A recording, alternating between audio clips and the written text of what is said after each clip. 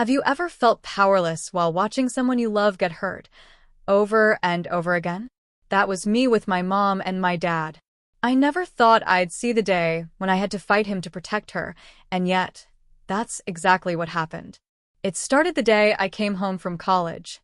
I walked in and saw my father, drunk, towering over my mom in the kitchen, raining blows on her midsection.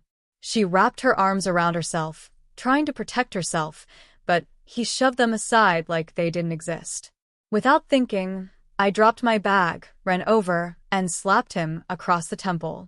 I shoved him off her and turned to check if she was okay.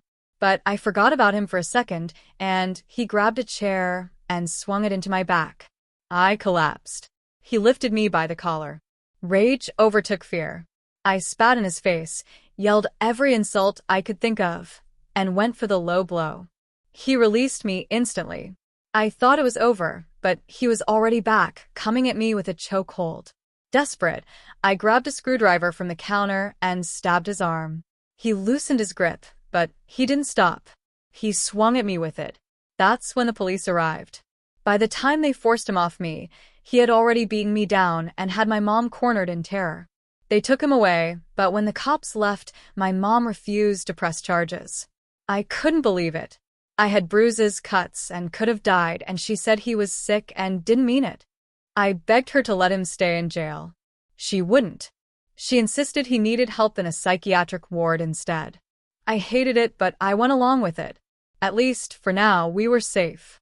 For a while, things were quiet. Life went back to a fragile kind of normal. Then one night, my mom came home late, moving cautiously, like she was sneaking around. When I asked where she'd been, she admitted it. She had gone to see my dad. Alone. She said he seemed different, that he was getting help, and even apologized. He had asked about me, she said. I couldn't believe it. Again. I tried to explain that he was manipulating her. That this was exactly what he always did, apologize, charm, and then hurt her again. But she wouldn't hear it. She insisted he had changed. She insisted he was worth saving. I realized then something I'd been learning my whole life. Some people can't be saved, not by love, not by reasoning, not by you. My mom wanted to believe in him, and no argument I made could break that. All I could do was protect myself and refuse to let him hurt us again. It wasn't long before his mask slipped. One night, after drinking, he shouted at me, called me worthless, shoved me, and hit me over the head with a beer bottle. He charged at me, the same violent pattern from years past. My mom tried to stop him. He struck her. Rage surged through me. I knocked him down. This time I called the police, and I pressed charges. The court process was long and brutal. My dad tried to manipulate everyone, even the judge. But the evidence was clear: scratches, bruises, hospital records, witnesses, and a long history of abuse. The judge saw it all. Finally, my father was committed to a psychiatric facility indefinitely. No apologies, no manipulation, no second chances.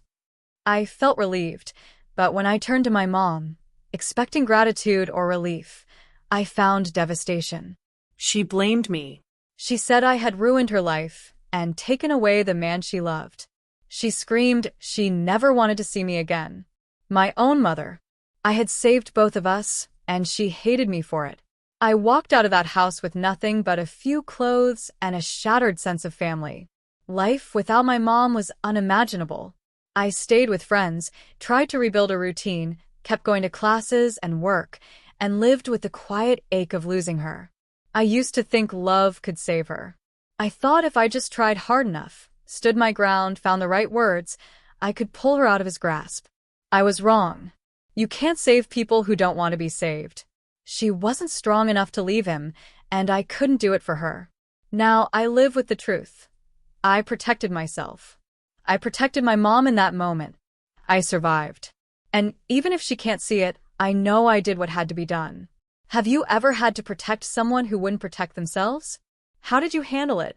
Tell me in the comments, I really want to know.